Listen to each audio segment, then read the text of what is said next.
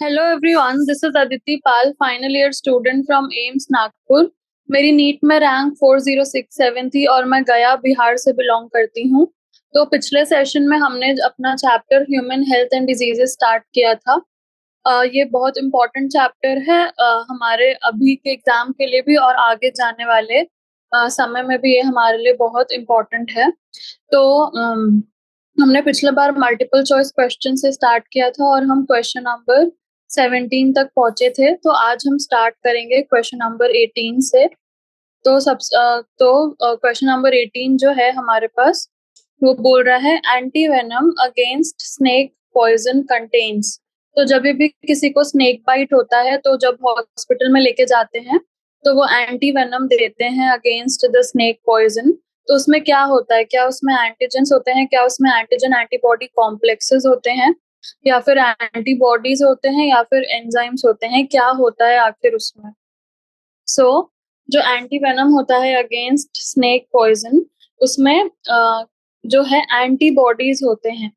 Antibodies passive immunity हो गया एक तरह से, कि तुरंत एंटीबॉडीज हमारे बॉडी में आ जाते हैं ताकि वो स्नेक वेनम के अगेंस्ट फाइट कर सके। तो एंटीजेंस क्या होता है? Antigens are foreign substances which on entering the body bind to the antibodies generated against them by the immune response। तो एंटीजन कोई भी ऐसा फॉरेन सब्सटेंस है जो जैसे ही हमारे बॉडी में एंटर करेगा, वो क्या करेगा, वो स्टिमुलेट करेगा आवर बॉडी को to form antibodies against it. ठीक है, so that is antigen. Now antigen और एंटीबॉडी इंटरैक्ट कर रहे हैं, तो जो कॉम्प्लेक्स बनता है by the interaction of antigen and antibody, that is called antigen antibody complex. तो जो एंटीबॉडीज जो प्रोड्यूस होते हैं against antigens have clefts in them serving as an antigen binding site. तो क्लेफ्ट होता है ये जो एंटीबॉडी है उसके अंदर, ताकि वो एंटीजन को बाइंड कर सके, और दोनों मिला के क्या बनाते हैं, ये इंटरैक्शन की वजह से क्या बनता है, antigen antibody complex. Then comes antibodies.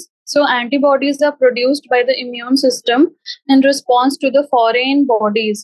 The introduction of pre-formed antibodies into an organism confers passive immunity to the organism against a particular antigen। ठीक है, तो हमारे पास बॉडी में जब एंटीजन आया तो एंटीबॉडीज प्रोड्यूस हुए by the immune system in response to the foreign bodies. तो ये जो एंटीबॉडीज हैं जो प्री फॉर्म्ड होते हैं इन द बॉडी, वो क्या करते हैं, हमारे पास passive immunity to the organism against a particular antigen. तो जो हम एंटी वेनम इंजेक्ट कर रहे हैं, हमें तुरंत चाहिए इम्यून रिस्पॉन्स, तो हम प्री फॉर्म्ड एंटीबॉडीज को इंजेक्ट कर रहे हैं बॉडी के अंदर, तो उसको हम क्या बोलते हैं, पैसिव इम्यूनिटी। यहाँ मत यानी कि पैसिवली काम हो रहा है, एक्टिवली हमारा बॉडी जो है वो एंटीबॉडीज प्रोड्यूस नहीं कर रहा है। So the anti venom that is used to treat snake bites as it contains antibodies. तो एंटी वेनम को यूज करते हैं हम स्नेक बाइट्स को ट्रीट करने के लिए, क्योंकि उसमें एंटीबॉडीज होता है that bind to the venom and neutralize its effects. ठीक है, तो ये एंटीबॉडीज जो हैं स्नेक वेनम को बाइंड करती हैं, स्नेक वेनम के एंटीजेंस को, और उसके अगेंस्ट इफेक्ट प्रोड्यूस करती है, जिससे हमारा बॉडी जो है प्रोटेक्ट होता है स्नेक वेनम के अगेंस्ट। ठीक है, और न्यूट्रलाइज हो जाता है वेनम में जो एंटीजेंस हैं। ठीक है, now method of procurement of snake venom antibodies कैसे होगा। तो जो स्मॉल डोजेस ऑफ वेनम और venom components are injected into the host animal in response to the introduction of the venom. ठीक है, तो हमने क्या किया कि हमें क्या प्रोड्यूस करना है, एंटी वेनम प्रोड्यूस करना है। तो एक एनिमल में हमने स्नेक वेनम को इंट्रोड्यूस किया और हमने वेट किया कि उसके बॉडी को एंटीबॉडीज प्रोड्यूस करना है वेनम के अगेंस्ट। फिर हमने उन एंटीबॉडीज को हार्वेस्ट किया एंड प्योरीफाई करके हार्वेस्ट किया from the blood of the test animal. उससे क्या हमें मिला, artificially acquired passive immunity which is achieved by the transfer of preformed antibodies into the body. तो ये जो एनिमल पे हमने एक्सपेरिमेंट किया और उसकी एंटीबॉडीज ले ली, वो एंटीबॉडीज हम ह्यूमंस में इंजेक्ट कर सकते हैं जब इमरजेंसी सिचुएशंस हो। देन इंजाइम्स भी था हमारे ऑप्शन में, तो इंजाइम्स क्या होता है? Biocatalyst and are proteinaceous in nature, they catalyze the reaction occurring inside the cell by reducing the activation energy and help in fastening the reaction rate. तो हमारा एंजाइम्स तो बायो कैटलिस्ट्स हैं, वो reaction के activation energy को कम करते हैं. सो antivenom में क्या होता है? Antibodies, pre formed antibodies that provide passive immunity, कि हमारा बॉडी तुरंत स्नेक वेनम के अगेंस्ट एक्ट कर सके और न्यूट्रलाइज कर सके जो भी स्नेक वेनम का इफेक्ट्स है. Then comes question number 19. Which of the following is not a lymphoid tissue? तो इसमें से कौन सा जो है lymphoid tissue नहीं है? Spleen, tonsils, pancreas, thymus. कौन सा lymphoid tissue नहीं है? So spleen is a lymphoid tissue, tonsils is a lymphoid tissue, pancreas is an endocrine gland, thymus is a lymphoid tissue. So pancreas is not a lymphoid tissue. So हमारे पास lymphoid tissue का मतलब क्या है? So, lymphoid tissues are the organs where lymphocytes originate, mature and proliferate. तो कोई भी ऐसा organ जहाँ या तो lymphocytes का origin हो रहा है, या maturity हो रहा है, या proliferation हो रहा है, उन्हें हम lymphoid organs कहते हैं. तो जो spleen है, spleen is a secondary lymphoid organ whose main function is to filter the blood-borne microorganisms and germs from the blood. तो स्प्लीन जो है, it is the secondary lymphoid organ. Primary lymphoid organ होता है bone marrow and thymus, जहाँ पे production of lymphocytes होता है. So thymus is a primary lymphoid organ. Spleen and tonsils यहाँ पे सेकेंडरी लिम्फोइड टिश्यूज हैं. तो स्प्लीन का क्या काम है? To filter the blood borne microorganisms and germs. ठीक है. देन टॉन्सिल्स भी सेकेंडरी लिम्फोइड ऑर्गन्स हैं. अब टॉन्सिल्स का क्या काम है? तो जो टॉन्सिल्स हैं उनका वो लोकेटेड कहाँ होते हैं? At the back of the throat, Waldeyer's ring में. And they form the initial immunological response to ingested and inhaled pathogen serving as a front line defence. ठीक है. जो भी हम पैथोजेंस इंजेस्ट कर रहे हैं या इनहेल कर रहे हैं, उनके अगेंस्ट फर्स्ट लाइन डिफेंस जो lymphoid tissue present in the throat है, दैट इज टॉन्सिल्स, वो एक्ट करेंगे as a front line defence. Then pancreas. So pancreas is a heterocrine gland. The exocrine part releases digestive enzymes that help in digestion. The endocrine part releases hormones, insulin and glucagon. तो exocrine part जो है वो digestive enzymes release करेगा, और जो endocrine part है वो hormones release करेगा. और hormones कौन से release करेगा? तो insulin and glucagon release करेगा. So that is about pancreas. So pancreas lymphoid tissue नहीं है, कोई भी लिम्फोइडल एक्टिविटी पैनक्रियास में नहीं हो रही है. Then thymus. Thymus is a primary lymphoid organ which has an appropriate microenvironment for the development as well as maturation of T lymphocytes. तो T lymphocytes का development and maturation होता है in the thymus. So that's about thymus. So thymus हमारा primary lymphoid organ है along with bone marrow. So कौन सा lymphoid organ नहीं है? तो हमारे पास pancreas जो है, that is not a lymphoid tissue. Pancreas is an endocrine as well as exocrine gland. So heterocrine gland है हमारे पास pancreas. ठीक है. तो आते हैं हम क्वेश्चन नंबर 20 पर. Which of the following glands is large sized at birth but reduces in size with aging? तो कौन सा ग्लैंड जो बर्थ पे लार्ज साइज का होता है, पर धीरे धीरे जैसे उम्र बढ़ती है वैसे इस ग्लैंड का साइज जो है वो छोटा होते जाता है. Which is this gland? Is it pineal? Is it pituitary? Is it thymus? Or is it thyroid? So the gland जिसका साइज छोटा होते जाता है with aging, that is thymus. तो हमारे पास pineal gland जो है that releases melatonin which plays a role in the sleep wake cycle. ये हमें पता है circadian rhythm को regulate करने में help करता है. और इसका साइज जो है it does not get reduced on aging. यानी जैसे जैसे आप एज करेंगे आपका pineal gland छोटा नहीं होगा, जैसा है वैसा ही रहेगा. Then the next था pituitary. तो pituitary gland कहाँ located होता है? At the base of the brain. ठीक है. base of the brain and it's known as master endocrine gland. हमें पता है pituitary is the master endocrine gland that controls hormone release from other endocrine glands. So जो pituitary है वो other endocrine glands के hormone release को regulate करता है, इसीलिए हम मास्टर एंडोक्राइन ग्लैंड बोलते हैं पिट्यूटरी ग्लैंड को। It's size does not gate reduced on ageing, तो इसका भी साइज जो है एजिंग से रिड्यूस नहीं होता, जो पिट्यूटरी है। बट जो थाइमस ग्लैंड है that is located in the chest in between the lungs behind the sternum. हाँ, तो ये जो है हमने थाइमस के बारे में पढ़ा था कि that is a primary lymphoid organ. जो टी सेल्स का मैचुरेशन एंड प्रोलिफरेशन है वो सब थाइमस में होगा। As age advances the size of the thymus is reduced, जैसे जैसे हमारी एज बढ़ती है तो जो साइज ऑफ थाइमस है वो रिड्यूस होता है।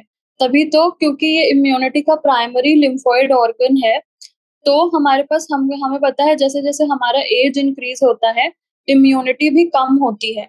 दैट इज बिकॉज जो थाइमस है वो उसका साइज हमारा छोटा होते जा रहा है, तो वो उतने एफिशिएंटली काम नहीं करेगा, यानी development and maturation of T lymphocytes जो होना चाहिए जिस तरीके से वो नहीं होगा। ठीक है, then comes thyroid. So thyroid gland is located in the neck and produces hormones including T3 and T4 and also calcitonin. Its size also does not get reduced on aging.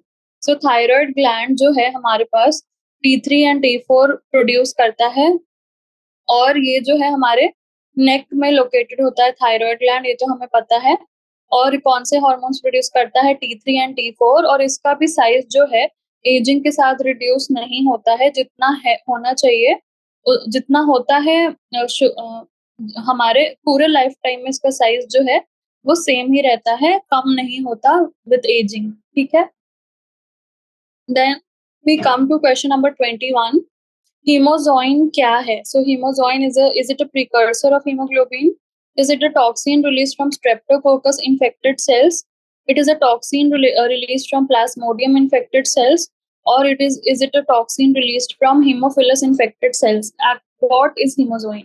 So hemozoin is a toxin released from Plasmodium infected cells. तो जब Plasmodium का infection होता है RBCs के अंदर, तो जो toxin release होता है दैट इज हीमोजोइन। सो अभी हम बाकी ऑप्शंस को एनालाइज करते हैं। तो हीमोग्लोबिन क्या है? तो haemoglobin is a conjugated protein with haem as the prosthetic group. The precursors of haemoglobin are amino acids, porphyrin ring and iron. तो amino acids plus porphyrin ring plus iron को मिला के बनता है haemoglobin, and haemoglobin is a conjugated protein. तो क्या क्या होता है इसमें? हीम होता है as a prosthetic group. Now, streptococcus क्या है? So streptococcus produces various type of infections like mild throat infections and even pneumonia. हमें पता है streptococcus pneumoniae होता है एक species, तो उससे pneumonia हो सकता है। And also streptococcus pyogenes होता है।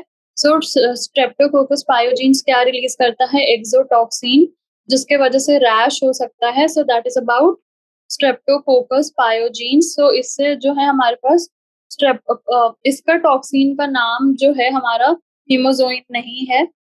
Now comes plasmodium infected cell. तो जो प्लाज्मोडियम है the malarial parasite, it has two host. So plasmodium का टू होस्ट होता है, humans and female anopheles mosquito. ठीक है, तो जब हमारे पास ह्यूमन वाली साइकिल हो रही होती है तो आरबीसीज में जो ये जो स्पोरोजोइड्स हैं वो आरबीसीज को इन्वेड करते हैं, और फाइनली रप्चर होता है आरबीसी का, क्योंकि वो पूरे सेल की मशीनरी को पूरे सेल में प्रोलिफरेट करते हैं। अब उनको सेल से बाहर निकलना है, तो क्या करेंगे? वो आरबीसीज को बर्स्टिंग करवा देंगे, यानी आरबीसीज का रप्चर होगा उनके बाहर निकलने के लिए। During the life cycle of the parasite in man is associated with release of toxins called haemozoin.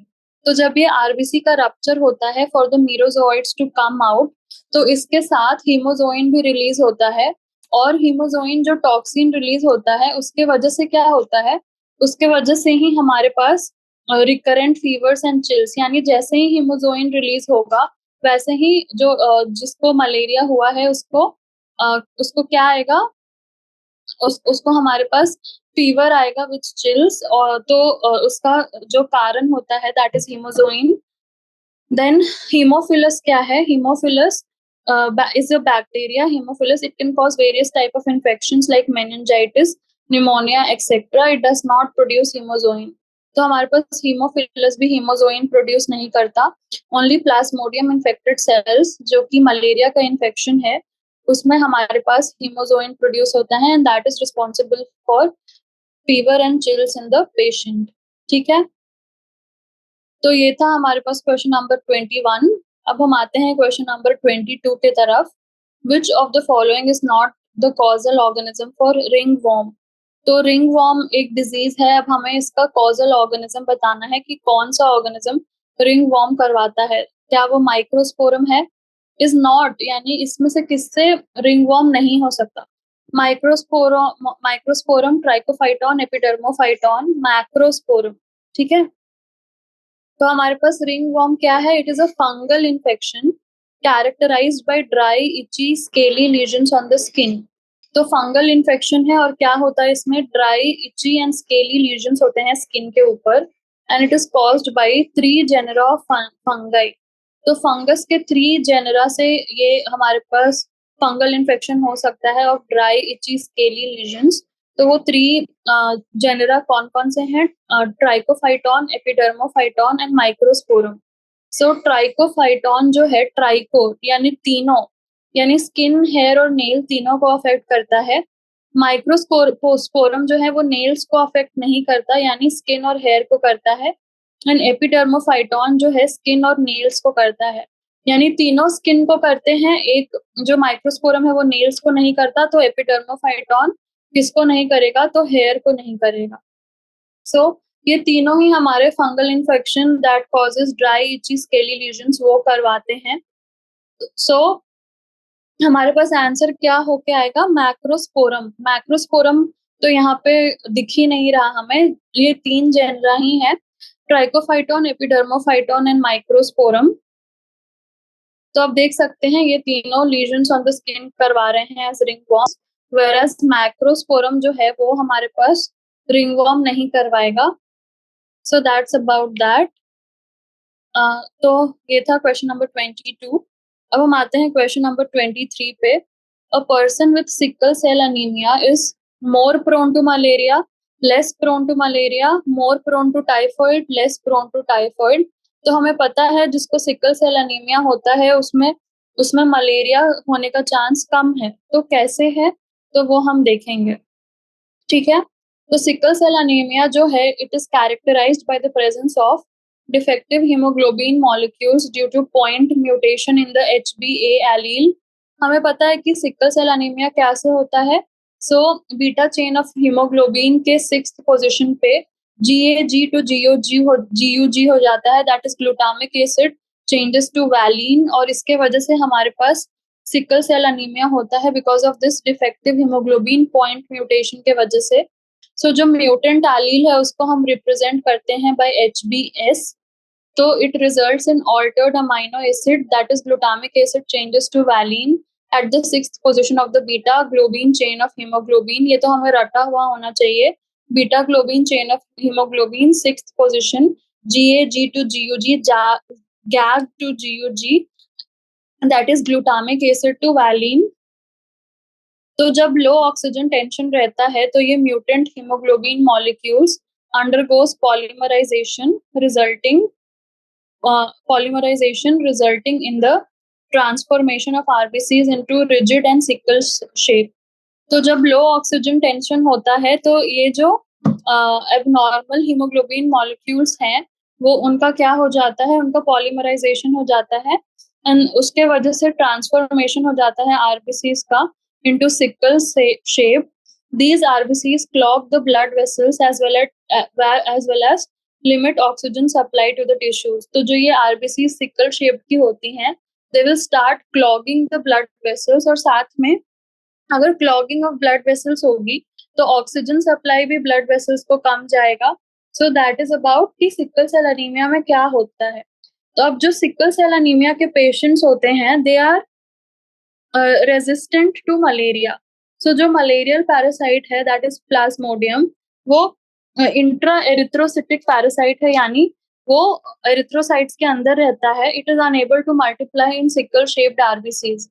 तो जो मलेरियल पैरासाइट है वो हमें पता है कि वो आरबीसी के अंदर रहता है। पर वो जो सिकल शेप्ड आरबीसी है उसमें मल्टीप्लाई ही नहीं कर पाता। सो इससे क्या होता है, जो सिकल शेप्ड सेल्स हैं, they have membranes which are stretched because of their unusual shape. This membrane becomes porous and leaks nutrients that the parasites need to survive. तो हमारे पास जो सिकल सेल्ड आरबीसीज की मेम्ब्रेन है वो बहुत stretched होती है because of its unusual shape, और ये जो मेम्ब्रेन है it starts becoming porous and leaks nutrients तो that the parasites need to survive. तो जो न्यूट्रिएंट चाहिए थे पैरासाइट को सर्वाइव करने के लिए वो तो लीक आउट हो रहे हैं इन सिकल सेल्ड आरबीसीज से। तो पैरासाइट को वो न्यूट्रिएंट्स नहीं मिलेंगे तो वो फेवर नहीं करेगा इस सिकल शेप्ड आरबीसी में रहने के लिए। सो ये जो फॉल्टी सेल्स हैं they will get destroyed fast along with the parasites, ठीक है। This makes the heterozygous sickle cell anaemic persons resistant to malaria. तो भले ही वो इंसान हेट्रोजाइगस है, उसको सिकल सेल नहीं, उसका सिकल सेल के फीचर्स नहीं है, पर क्योंकि उसके पास सिकल शेप्ड आरबीसीज हैं तो उसमें मलेरियल पैरासाइट सर्वाइव नहीं कर पाएगा और इसके वजह से क्या होगा, उसकी डेथ हो जाएगी। जबकि typhoid it is caused bye Salmonella typhi and it causes stomach pain and diarrhoea. तो आरबीसीज का तो कोई रोल ही नहीं है सैल्मोनेला के साथ। तो person with sickle cell anaemia is less prone to malaria. Okay, तो ये थे हमारे मल्टीपल चॉइस क्वेश्चंस। अब हम आते हैं very short answer type questions पे। तो हमारे पास पहला क्वेश्चन है, certain pathogens are tissue organ specific, justify the statement with suitable examples। तो कुछ पैथोजेंस होते हैं जो टिश्यू ऑर्गन स्पेसिफिक होते हैं, यानी कि वो किसी पर्टिकुलर टिश्यू को ही अफेक्ट करेंगे या पर्टिकुलर ऑर्गन को ही अफेक्ट करेंगे। So first of all, disease causing agents are called pathogens. Bacteria, viruses, protozoans, fungi and helminths act as pathogens in different diseases. तो जो भी हमारे डिजीज कॉजिंग एजेंट्स होते हैं उनको हम क्या बोलते हैं, उनको पैथोजेंस बोलते हैं। जो बैक्टीरिया है, वायरसेस हैं, प्रोटोजोअन्स हैं, फंगाई है, हेलमिंथ्स है, जो भी केपेबल है कि हमारे बॉडी में डिजीज को कॉज करवा सके उसको हम क्या बोलेंगे, pathogens. And pathogens affect different organs and tissues. So what is the reason behind tissue specificity of a pathogen, यानी कि एक पैथोजन है जैसे स्ट्रेप्टोकोकस निमोनी, वो निमोनिया ही करवाएगा। तो क्यों ऐसा है कि वो निमोनिया ही करवा रहा है? सो पैथोजेंस आर टिश्यू और organ specific because of the following reasons. Tissues organs possess receptors for the particular pathogens. So जो टिश्यू और ऑर्गन है उसके पास या तो रिसेप्टर होंगे उस पर्टिकुलर पैथोजन के लिए। फॉर एग्जाम्पल, जो स्ट्रेप्टोकोकस निमोनी है वो लंग्स को इफेक्ट करता है, यानी लंग में कुछ ऐसा रिसेप्टर होगा जो स्ट्रेप्टोकोकस निमोनी से अटैच हो सकता है, तभी जो स्ट्रेप्टोकोकस निमोनी है वो लंग में ही जाके डिजीज कॉज करवा रहा है। So that is about Streptococcus pneumoniae. The next is Entamoeba histolytica. So Entamoeba histolytica जो है हमारे पास सीकम एंड कोलोन को अफेक्ट करता है। तो जरूर सीकम एंड कोलोन के पास रिसेप्टर्स होंगे फॉर एंटामीबा हिस्टोलिटिका, तभी सबसे पहले जो एंटामीबा हिस्टोलिटिका है उसको सीकम एंड कोलोन में जाके बाइंड करना होगा, तभी वो अंदर घुस पाएगा। सो ये था हमारा कि कैसे कुछ ऑर्गेनिजम्स जो हैं वो पर्टिकुलर ऑर्गन्स या टिश्यूज को अफेक्ट करते हैं। The pathogens also adapt themselves to resist defense mechanisms of the body organ. Also कि जो स्ट्रेप्टोकोकस निमोनी है वो ठीक है लंग में तो जा रहा है, पर लंग में कुछ तो डिफेंस मैकेनिज्म हो रहा होगा स्ट्रेप्टोकोकस निमोनी के अगेंस्ट, बट स्ट्रेप्टोकोकस निमोनी ने अपने आप को ऐसा बना लिया है कि वो लंग के डिफेंस मैकेनिज्म को काउंटर एक्ट कर पा रहा है और लंग में डिजीज करवा पा रहा है। The next is Helicobacter pylori that causes ulcers in the stomach flourishes in the acidic environment that would otherwise kill other organisms. तो हमारे पास जो हेलिकोबैक्टर पाइलोरी है वो हमारे पास स्टमक अल्सर कराता है, पेप्टिक अल्सर। सो वो आराम से इतने एसिडिक एनवायरनमेंट में जी रहा है पर अगर कोई अदर ऑर्गेनिज्म होता तो वो मर गया होता, यानी इस ऑर्गेनिज्म ने अपने आप को अडेप्ट किया है कि वो एसिडिक इन्वायरमेंट में सरवाइव कर पाए और अल्सर करवा पाए। सो ये है हेलिकोबैक्टर पाइलोरी के बारे में। नाउ फंगाई जो है that are responsible for ringworm, वो क्या को किस चीज को अफेक्ट करते हैं, तो मेनली स्किन, हेयर और नेल को अफेक्ट करते हैं। यानी स्पेसिफिक है वो, ऐसा नहीं कि वो जाके कहीं और डिजीज करवाएंगे, वो स्किन, हेयर और नेल तक ही लिमिटेड रखेंगे अपने आप को और इन्हीं तीनों में जाके डिजीज करवाएंगे। ठीक है, तो हमने समझा कि जो पैथोजेंस होते हैं दे आर टिश्यू और ऑर्गन स्पेसिफिक, यानी वो किसी पर्टिकुलर टिश्यू या किसी पर्टिकुलर ऑर्गन में ही डिजीज करवाते हैं, ना कि वो रैंडमली कहीं भी जाके अटैक करते हैं। और ऐसा क्यों है वो भी हमने देखा, रिसेप्टर्स है, उनकी अपनी अपना डिफेंस मैकेनिज्म्स है, और भी बहुत सारे रीजंस हैं कि जो कुछ पैथोजेंस हैं वो पर्टिकुलर टिश्यूज और ऑर्गन्स को ही अफेक्ट करते हैं। ठीक है, अब हम आते हैं क्वेश्चन नंबर 2 के ऊपर। The immune system of a person is suppressed. In the ELISA test, he was found positive to a pathogen. Name the disease the patient is suffering from.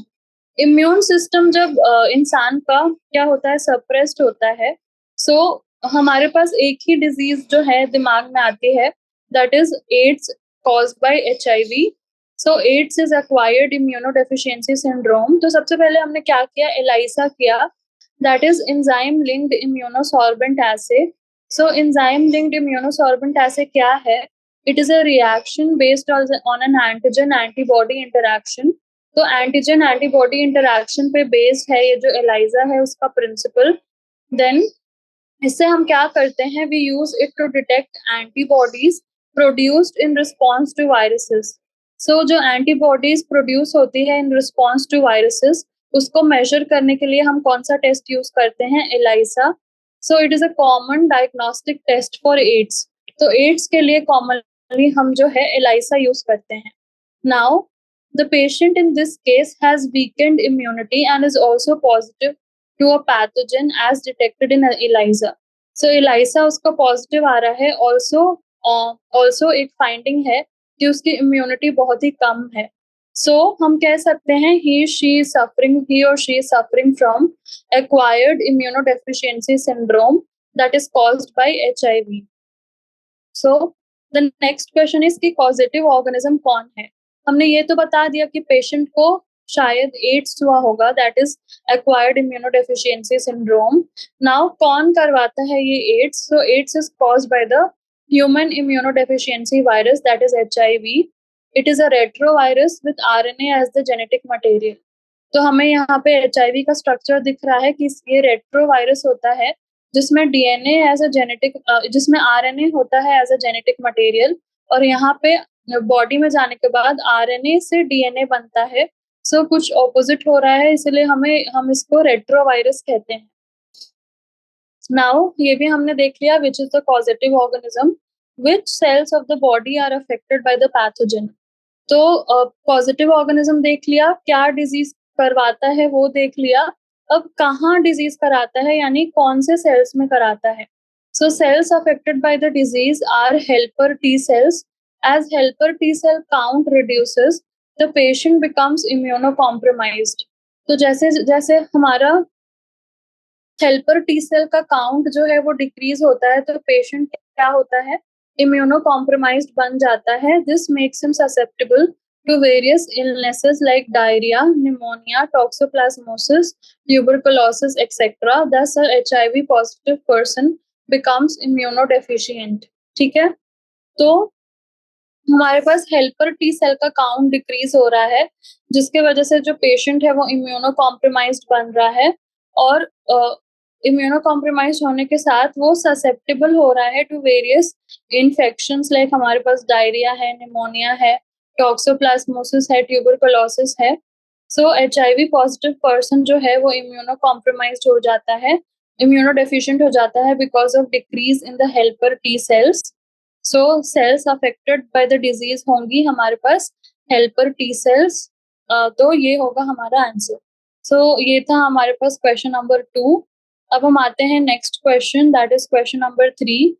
Where are B cells and T cells formed? How do they differ from each other? तो पहला question है कि B और T sales बनते कहाँ पे हैं, और उसके बाद पूछ रहा है कि ये एक दूसरे से डिफर कैसे करते हैं, यानी डिफरेंसेस बिटवीन देम बताने हैं। So formation of B and T cells अगर हम देखें तो B and T cells are formed by the haematopoietic stem cells in the bone marrow. So bone marrow में हेमाटोपोएटिक स्टेम सेल्स होते हैं और उनसे ही हमारे बी एंड टी सेल्स बनते हैं। मैच्योरेशन, अब बनना तो हो गया, उसके बाद क्या होगा? Maturation of B cells takes place in the bone marrow while that of T cells occurs in the thymus. So जो बी सेल का मैच्योरेशन है वो तो हमारा बोन मैरो में होगा, जबकि मैच्योरेशन ऑफ टी सेल्स कहाँ होगा? That will occur in the thymus. Now what are the differences between them? So B cells और T cells के बीच का क्या difference है? So maturation of B cells takes place in the bone marrow while maturation of T cells occurs in the thymus. Now B cells के effector cells क्या हैं, यानी examples क्या हैं? तो B plasma cells हैं, जबकि T cells के क्या हैं? Cytotoxic T cell and helper T cell. Now B cells are mediators of humoral response, that is humoral immunity, while T cells, they are responsible for cell mediated response, that is cell mediated immunity. ठीक है, तो ये differences हैं कि पहले तो वो mature कहाँ होते हैं, तो बी सेल्स बी से बोन मैरो और टी सेल्स टी से थाइमस, जबकि इफेक्टर सेल्स होता है बी प्लाज्मा सेल्स और टी सेल का cytotoxic T cell, helper T cell. Immune response B cells कौन सा करवाते हैं? Humoral immune response. और जो हमारे पास टी सेल्स हैं they are responsible for cell mediated immune response. तो ये था हमारे पास क्राइटेरिया और differences between B sales and T cells. ठीक है, नाउ अब हम आते हैं नेक्स्ट क्वेश्चन पे, question number 4। Given below are the pairs of pathogens and the diseases caused by them. Which out of these is not a matching pair and why? Virus से होता है कॉमन कोल्ड, सैल्मोनेला से होता है typhoid, Plasmodium से होता है malaria, microsporum से होता है फाइलारियासिस। नो, माइक्रोस्पोरम से फाइलारियासिस नहीं होता। सो हमारे पास ब्यूचरेरिया बैनक्रॉफ्टी से फाइलारियासिस होता है। सो एक एक करके हम देखते हैं। तो सबसे पहले हमारे पास कॉमन कोल्ड। तो आप ही बताइए कि कॉमन कोल्ड कौन सा वायरस कराता है? सो it is the rhino virus. Rhinovirus is the cause of common cold which affects the nasal chamber and the respiratory pathway. तो nasal chamber और respiratory pathway को affect करने वाला वायरस है rhinovirus. Then टाइफॉइड होता है किससे? Salmonella typhi. So Salmonella typhi causes typhoid. The common symptoms of typhoid are high fever, weakness, stomach pain, loss of appetite and constipation. So fever होता है, high fever, weakness होता है, stomach pain होता है, then loss of appetite, भूख नहीं लगती है, एंड कॉन्स्टिपेशन। सो हमारे पास that is about Salmonella typhi जो टाइफॉइड कराता है, एंड टाइफॉइड के कॉमन सिम्टम्स हैं ये हमारे पास कुछ। देन जो माइक्रोस्पोरम है हमने देखा था, जो माइक्रोस्पोरम है एपिडर्मोफाइटॉन है एंड ट्राइकोफाइटॉन है, वो रिंगवॉर्म कॉज कराते हैं। Ringworm is a fungal infection which is caused by 3 genera, Trichophyton, Microsporon and Epidermophyton। और ये तीनों क्या क्या अफेक्ट करते हैं वो हमने MCQs में देखा था कि कैसे ये हमारे पास माइक्रोस्पोरम, ट्राइकोफाइटॉन स्किन, हेयर और नेल तीनों को अफेक्ट करता है। ये स्किन और हेयर को करता है और ये स्किन और नेल को करता है। एंड लीजन्स इसका होता है फंगल इन्फेक्शन रिंगवॉर्म जैसा। देन प्लाज्मोडियम स्पीसीज जो है वो हमें पता ही है कि they are responsible for causing malaria. So malaria is caused by a protozoan parasite that is plasmodium. और प्लाज्मोडियम की डिफरेंट स्पीसीज होती है, वाइवैक्स, ओवेल, फैल्सीपैरम और मलेरी। तो ये सारे हमारे मलेरिया कॉज करवाते हैं। So that was about question number 4। अब हम आते हैं नेक्स्ट क्वेश्चन नंबर 5 की तरफ। What would happen to immune system if thymus gland is removed from the body of a person? So अगर आप thymus gland को body of a person से हटा देते हैं तो immune system को क्या होगा? ये हमें बताना है।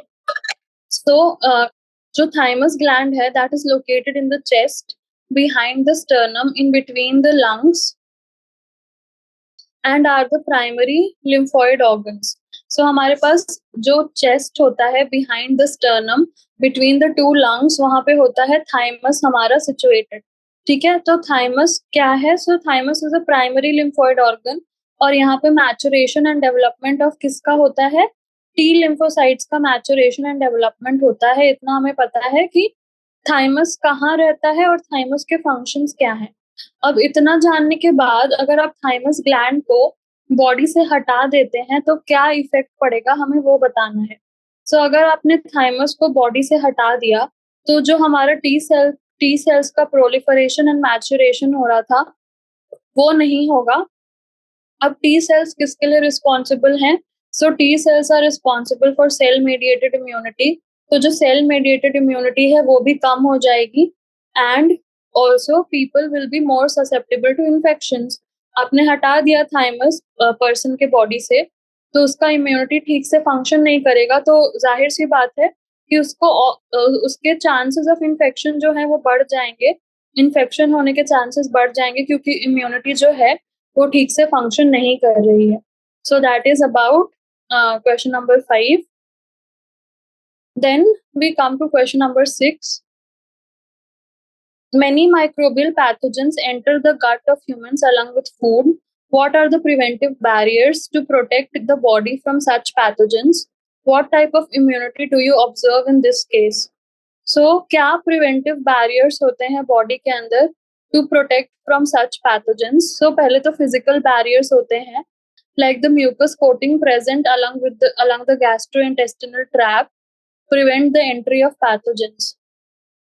So, हमारे पास जो म्यूकस कोटिंग होती है अलॉन्ग द गैस्ट्रोइंटेस्टिनल ट्रैक्ट, वो हमारे पास एंट्री ऑफ पैथोजेंस को प्रिवेंट करती है। देन ये तो फिजिकल बैरियर्स है। नाउ फिजियोलॉजिकल बैरियर्स क्या होते हैं? सिक्रीशंस होते हैं, जैसे कि सलाइवा, और सलाइवा में क्या होता है? Lysozyme and HCl in the stomach kill pathogens that may have entered along with food. तो फिजिकल बैरियर्स में हमारे पास म्यूकस कोटिंग होता है of the gastrointestinal tract. Physiological barriers में सिक्रीशंस होता है, जैसे सलाइवा होता है, HCl होता है स्टमक से, जो हमारे पैथोजेंस को मारता है, that may have entered along with food. तो अलॉन्ग विद फूड अगर पैथोजेंस एंटर करते हैं तो हमारा उसको मारने में फिजियोलॉजिकल बैरियर्स जैसे कि सिक्रीशंस वो यूज में आता है। देन इम्यूनिटी, तो जो फिजिकल एंड फिजियोलॉजिकल बैरियर्स हैं they are a part of innate immunity, यानी ये इम्यूनिटी हमारे पास बचपन से ही है, ये एक्वायर्ड नहीं है, यानी हमेशा से ही हमारे पास ये इस टाइप की इम्यूनिटी है। And innate immunity is not specific to a particular pathogen and is conferred on the body from birth. So जो ये innate immunity है वो हमें किसी पैथोजन से नहीं मिली है, बल्कि ये तो हमेशा से ही हमारे पास थी, and it provides a non-specific type of defense. तो जो ये innate immunity है उससे हमें non-specific type of defense मिलता है, यानी कोई स्पेसिफिसिटी नहीं है इसके पास। जो भी हमारे पास फॉरेन ऑर्गेनिज्म आएगा उससे फाइट करने की कोशिश करेगी। ये इनेट इम्यूनिटी कोई स्पेसिफिक नहीं है कि इसी पर्टिकुलर पैथोजन से इनेट इम्यूनिटी को फाइट करना है या नहीं। सो ये जो टाइप ऑफ इम्यूनिटी है that is innate immunity and not acquired immunity. तो हमने क्या देखा कि प्रिवेंटिव बैरियर्स में फिजिकल बैरियर्स आते हैं, फिजियोलॉजिकल बैरियर्स आते हैं, and the type of immunity is innate immunity. Then ये था क्वेश्चन नंबर 6। अब आते हैं क्वेश्चन नंबर 7 पे। Why is mother's milk considered the most appropriate food for a newborn infant? तो एक न्यू बॉर्न इन्फेंट है उसको हम कहते हैं कि 6 मंथ्स तक मैंडेटरी है ओनली हैविंग मदर्स मिल्क। तो इतना क्या इम्पोर्टेंस है मदर्स मिल्क का, हमें पता होना चाहिए, तभी तो हम एडवाइस कर पाएंगे हमारे ब्रेस्ट फीडिंग मदर्स को। सो जो मदर्स मिल्क होता है, पहला जो मिल्क होता है मदर का that comes just after after birth of the baby, that is called colostrum. So colostrum is the yellowish secretion released from the mammary glands just after childbirth during the initial days of lactation. Since colostrum is rich in nutrients and antibodies, that is IgA, तो क्योंकि colostrum हमारा rich होता है antibodies में and IgA में, that is immunoglobulin A, it confers passive immunity to the newborn. तो ये जो है हमारे न्यूबॉर्न को पैसिव इम्यूनिटी देता है। Therefore mother's milk is very important to the newborn, serving as the most appropriate food for them. So जो हमारे पास IgA है वो पहली एंटीबॉडी है दैट इज पैसिव इम्यूनिटी के फॉर्म में। बच्चा तो अभी अभी जन्मा है, उसको इम्यूनिटी चाहिए ताकि डिजीजेस यानी डिजीजेस इजिली उसको अफेक्ट ना करे। और कोई भी डिजीज बच्चे को हुआ नहीं है कि एक्टिव इम्यूनिटी बच्चा जो है वो बना पाएगा, और अभी उसके सिस्टम्स जो है वो मैच्योर हो ही रहे हैं। अभी थोड़ा वक्त लगेगा उसको अपनी इम्यूनिटी को बढ़ाने में। तो तब तक हमारे पास जो मदर्स मिल्क है उससे थोड़ा तो पैसिव इम्यूनिटी जाएगा कि हमारा बच्चा इन्फेक्शंस को सस्टेन कर सके। सो इसीलिए जो पहले 6 मंथ्स तक है मदर्स मिल्क जो है वेरी इंपॉर्टेंट हो जाता है to the newborn, most appropriate food, क्योंकि जो है हमारे पास न्यूट्रिएंट्स तो मिल ही रहे हैं जो बच्चे को चाहिए, साथ ही में हमारे पास IgA एंटीबॉडीज के फॉर्म में पैसिव इम्यूनिटी भी मिल रही है। That is also very essential for the newborn child to protect him और हर फ्रॉम अपॉर्चुनेट इन्फेक्शंस। ठीक है, तो ये था हमारे पास question number 7। Now we come to question number 8. What are interferons? How do interferons check infection of new cells? तो हमारे पास हमें सबसे पहले बताना है कि इंटरफेरॉन्स क्या चीज है, उसके बाद बताना है कि जो इंटरफेरॉन्स हैं वो कैसे हमारे पास इन्फेक्शन ऑफ न्यू सेल्स को प्रिवेंट करते हैं। सो जो इंटरफेरॉन्स हैं they are proteins secreted by the virus infected cells. तो जो वायरस इन्फेक्टेड सेल्स हैं वो रिलीज करती हैं इंटरफेरॉन्स को। इंटरफेरॉन्स का रोल क्या होता है? सो इंटरफेरॉन्स जो हमारे वायरल इन्फेक्टेड सेल्स से प्रोड्यूस होती हैं, they bind to the receptors on the neighbouring sales.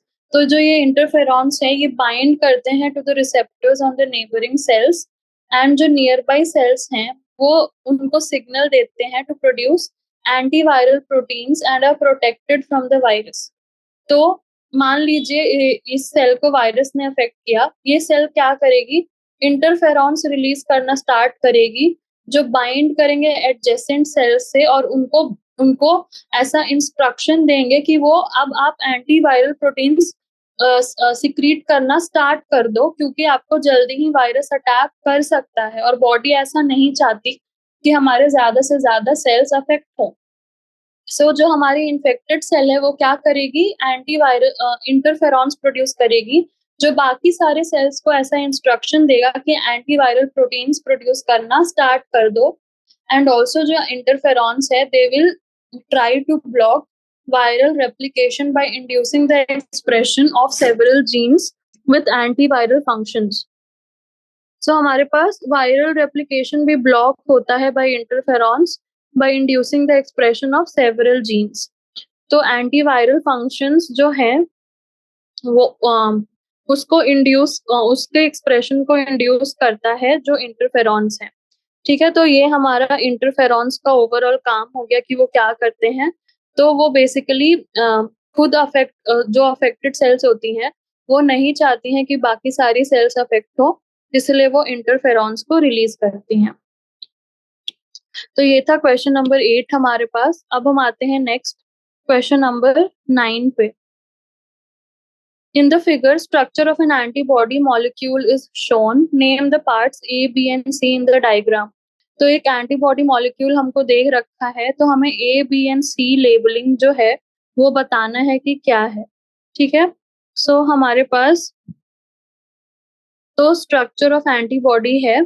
सो आप देख सकते हैं कि स्ट्रक्चर ऑफ एंटीबॉडी, तो एंटीबॉडी मॉलिक्यूल जो है it is made up of 4 peptide chains. तो हम H2L2 बोलते हैं, 2 small called light chains and 2 longer called heavy chains. तो 2 हेवी चेन्स होती हैं एंड 2 लाइट चेन्स होती हैं। तो एंटीबॉडी को जनरली हम H2L2 के नाम से बुलाते हैं। सो H stands for the 2 heavy chains and L stands for the 2 light chains। ठीक है, नाउ लेबलिंग करनी है तो ए जो है that is the antigen binding site. So antigen binding site is the antigen binding cleft of the antibody. Antigen binding site यानी कि अब यहाँ पे एंटीजन आएगा और बाइंड करेगा. So this is the antigen binding site that is marked with A. Then B is the light peptide chain. तो यहाँ पे जो बी दिख रहा है that is the light peptide chain denoted by L. It is linked to the heavy peptide chain through a single disulphide bond. तो हम देख सकते हैं जो लाइट चेन है वो हेवी चेन से कनेक्टेड है by disulphide bond. C is the heavy peptide chain. So अब सी जो है that is a heavy peptide chain denoted by H. So जो सी है that is a heavy peptide chain जिसको हम H से डिनोट करते हैं. And it is connected to the other heavy peptide chain via two disulphide bonds. तो यहाँ पे टू डाइसल्फाइड बॉन्ड्स से कनेक्टेड है the heavy peptide chain. So final answer जो है हमारे पास A will be antigen binding site, then B will be light chain and C will be heavy chain. So that was about question number 9. Then comes question number 10. If a regular dose of drug or alcohol is not provided to an addicted person, he shows some withdrawal symptoms. List any 4 such withdrawal symptoms. तो अगर किसी को alcohol alcohol की का addiction है और आप उसको अल्कोहल नहीं दे रहे हैं तो उसको विड्रॉवल सिम्टम्स होंगे. तो विड्रॉवल सिम्टम्स हमें बताने हैं. So withdrawal symptoms are a group of symptoms which arise due to sudden discontinuation of the drug or alcohol. So आप कोई ड्रग ले रहे हैं या आप अल्कोहल कोई भी चीज से आप अडिक्टेड हैं तो उसके लॉस के वजह से जो आपको सिम्टम्स होते हैं so they are called withdrawal symptoms. और इसमें 4 common symptoms include anxiety, restlessness and depression. तो आपको एंजाइटी हो सकती है, रेस्टलेसनेस हो सकता है, परेशान हो जाएंगे कि क्यों नहीं मिल रहा है मुझे, क्यों नहीं मिल रहा है. सो आप रेस्टलेस हो जाएंगे, एंजाइटी होगी आपको. डिप्रेशन भी हो सकता है जब आपको फाइनली जिसके लिए आप इतने परेशान है वो आपको नहीं मिल रहा है. Then headache, nausea and vomiting. आपका सर दुखने लगेगा, उल्टी जैसा आपको नॉजिया एंड वोमिटिंग की फीलिंग आएगी. Then perspiration and muscular changes. हो सकता है आपको मस्कुलर स्पाजम्स आए. देन पर्सपायरेशन, आप बहुत ज्यादा स्वेटिंग हो रही है आपको, सो आप पर्सपायर कर सकते हैं. मस्कुलर क्रैम्प्स हो सकते हैं. Then withdrawal seizures. तो अगर बहुत सीवियर एडिक्शन है तो लॉस ऑफ यानी कि अगर आपको नहीं मिलता है जो चीज आपको चाहिए तो उसके वजह से आपको विड्रॉवल सीजर्स भी आ सकते हैं. यानी सीजर्स आ सकते हैं आपको, जैसे हमारा सीजर्स जो आते हैं सर्टेन डिसऑर्डर्स में, वैसा आपको विड्रॉवल सिम्टम्स के अंदर भी आ सकते हैं. So that is about withdrawal symptoms and question number 10. Then हम आते हैं क्वेश्चन नंबर 11 पे. Why is that during changing weather one is advised to avoid closed, crowded and air conditioned places like cinema halls etc. तो जब weather change होती है ना तो हम अवॉइड करते हैं कि हम ऐसा बोलते हैं कि क्लोज्ड, क्राउडेड और एयर कंडीशन स्पेसेस में आप ना जाएं तो बेहतर होगा. तो ऐसा हम क्यों कहते हैं? सो जब वेदर चेंज होती है तो germs of many viral diseases float in the air. तो क्या होता है कि वेदर चेंज होने की वजह से जो जर्म्स हैं ऑफ बहुत सारे वायरल डिजीजेस वो एयर में रहते हैं. सो देयर प्रेवलेंस जो है ये जनरली तो सबको हो सकते हैं क्योंकि एयर में है, पर अगर आप किसी क्लोज्ड जगह में जा रहे हैं, क्राउडेड और एयर कंडीशन प्लेस में जा रहे हैं, due to this one is advised to avoid such places during changing weather in order to avoid contacting infectious diseases like common cold और फ्लू. सो अगर आप ऐसे क्लोज जगह में जा रहे हैं तो आप और ससेप्टेबल हो जाते हैं कि आपको ये पैथोजेंस जो है अफेक्ट कर सकते हैं और आपको डिजीजेस हो सकते हैं जैसे common cold and flu. So that is about question number 11. Now we come to question number 12. The harmful allele of sickle cell anemia has not been eliminated from the human population. Such afflicted people derive some other benefit. Discuss. तो हमें पता है sickle cell anaemia harmful तो है, सब agree करते हैं इस पे कि sickle cell anaemia is harmful. तभी भी जो सिकल सेल अनीमिया का जीन है वो अभी तक पॉपुलेशन से एलिमिनेट क्यों नहीं हुआ, आखिर क्या कारण है? So जो सिकल सेल अनीमिया है, that is characterized by the presence of defective hemoglobin molecules due to point mutation in the HbA allele. So जो mutant allele होता है, that is represented by HbS, results in altered amino acid, that is glutamic acid, changes to valine at the 6th position in the beta globin chain of hemoglobin. ये सब तो हमें अच्छे से पता है क्या होता है. So under low oxygen tension, the mutant hemoglobin molecule undergoes polymerization. ये भी हमें पता है, resulting in the transformation of RBCs into rigid and sickle shape. These RBCs become inefficient in carrying oxygen and moving through the narrow capillaries. तो जो ये RBCs होती हैं, जो sickle shaped बन गई हैं, वो क्या है? वो move नहीं कर पाती हैं through narrow capillaries. So what is the selective advantage of HbS gene?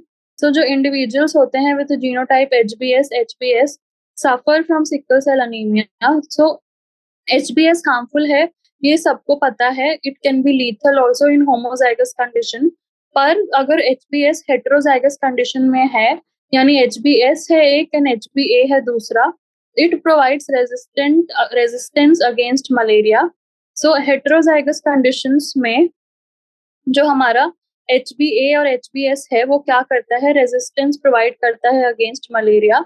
This is because the malarial parasite Plasmodium species is an intra-erythrocytic parasite. It is unable to multiply in sickle-shaped RBCs. So the sickle cells have membranes which are unstretched because of their stretched because of their unusual shape. तो जो अगर आप मान लीजिए ऐसा बाइकॉन्केव cell अगर sickle shape बन जाता है, तो मेम्ब्रेन्स स्ट्रेच हो जाती हैं और जो प्रोटीन्स चाहिए पैरासाइट को इस सेल के अंदर, वो लीक आउट हो जाती हैं. और जो हेटेरोसाइगस सिकल सेल अनीमिक पेशेंट्स हैं, तो इस आरबीसी में अब जो प्लाज्मोडियम है वो नहीं रह पाता है और हमारे पास जो सेल है वो भी डिस्ट्रॉय हो जाती है और उसके अंदर का प्लाज्मोडियम भी डिस्ट्रॉय हो जाता है. So membrane becomes porous and leaks nutrients that the parasites need to survive. The faulty cells get destroyed fast along with the parasites. This makes the heterozygous sickle cell anemic patients resistant to malaria. Hence, the mutant allele is not eliminated from the population. तो हमारे पास हमें ये समझ में आया कि अगर heterozygous condition में होगा सिकल सेल, तो जो हमारे पास सिकल शेप्ड आरबीसीज है उसके अंदर प्लाज्मोडियम रह ही नहीं पाएगा, तो वो सेल भी मर जाएगा और अंदर का जो प्लाज्मोडियम उसके अंदर रह रहा है वो भी मर जाएगा. तो हमारे पास जो हेटेरोजाइगस कंडीशन में है उसको एडवांटेज मिलता है कि उसके अंदर जो प्लाज्मोडियम पैरासाइट है उसके सेल्स के अंदर सर्वाइव ही नहीं कर पाते. सो सर्वाइवल एडवांटेज मिल जाता है heterozygous sickle cell shape patients को अगेंस्ट मलेरिया. ठीक है, तो ये था क्वेश्चन नंबर 12. अब हम आते हैं क्वेश्चन नंबर 13 पे. Lymph nodes are secondary lymphoid organs. Explain the role of lymph nodes in our immune response. तो हमको पता है कि जो बोन मैरो और थाइमस है वो प्राइमरी लिम्फोइड ऑर्गन्स है, जबकि सेकेंडरी लिम्फोइड ऑर्गन्स है जहाँ पे बी और टी सेल्स क्या होता है, दे इनकाउंटर एंटीजेंस. ये इनका वॉर ग्राउंड आप कह सकते हैं कि ये बन तो गए, ये डेवलप हो गए प्राइमरी लिम्फोइड ऑर्गन्स में, पर इनको जंग कहाँ लड़नी है? लिम्फोइड ऑर्गन्स के अंदर. सो यहाँ पे they differentiate into effector cells, spleen, tonsils, lymph nodes and Peyer's patches. ये सारे हमारे सेकेंडरी लिम्फोइड ऑर्गन्स होते हैं. सो लिम्फ नोड्स का क्या रोल है इम्यून रिस्पॉन्स के अंदर? सो लिम्फ नोड्स क्या है? नोड्यूल लाइक स्ट्रक्चर्स हैं present along the entire length of the lymphatic vessels. तो ये लिम्फेटिक वेसल्स हैं उसके इंटायर लेंथ के अलोंग प्रेजेंट होते हैं nodule like structures. These filter out the microbes present in the lymph and tissue fluids. So जो lymph और tissue fluid इधर flow कर रहा है, उनके अंदर के microbes को क्या करेंगे? ये filter करेंगे. And the lymphocytes present in the lymph nodes interact with these foreign molecules, causing an immune response, destroying them. So जो lymphocytes present होते हैं in lymph nodes में, they will interact with the foreign microbes. ठीक है, और क्या करते हैं? इम्यून रिस्पॉन्स को इनिशिएट करते हैं, जिससे ये जो फॉरेन माइक्रोब्स है हमारे, उनका जो डिस्ट्रक्शन हो जाता है. So that is what we want कि जो फॉरेन माइक्रोब्स है उनका डिस्ट्रक्शन हो। तो ये कहाँ होता है? लिम्फ नोड्स के अंदर होता है। सो जो ये लिम्फ नोड्स हैं that are they are the places where the where जो हमारे पास B and T lymphocytes है, they will encounter the antigens and they will differentiate into effector cells. So that was about question number 12 कि हमारे पास क्या होता है secondary lymphoid organs का, लिम्फ नोड्स का काम in the development of immune response. So that was question number 12। तो आज हम क्वेश्चन नंबर 12 तक सॉल्व करते हैं। तो हर एक क्वेश्चन जो है आपको कुछ नया नॉलेज देता है और इनफैक्ट हर एक क्वेश्चन की हर एक लाइन से आपको एमसीक्यूज आ सकते हैं। तो ओवरऑल जो है आपका कॉन्सेप्ट क्लियर होना चाहिए, यानी आपको पता रहना चाहिए सब कुछ, तो आप लिख तो आराम से सकते हैं और एमसीक्यूज में भी ये कॉन्सेप्ट्स ही जो है वो काम में आएंगे। तो इसी के साथ हम आज का लेक्चर जो है यहीं पे खत्म करते हैं। Thank you so much, all the very best.